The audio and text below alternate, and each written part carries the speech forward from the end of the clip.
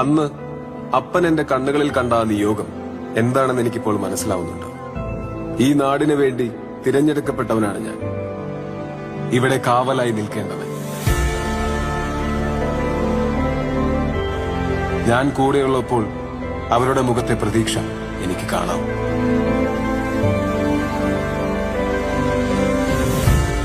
എല്ലാം ഇവിടെ അവസാനിച്ചു എന്ന് ഞാൻ കരുതുന്നില്ല.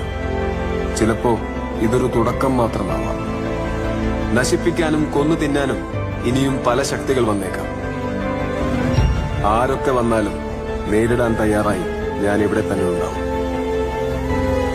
എന്റെ നാടിന്റെ രക്ഷകനായി, അവരുടെ സ്വന്തം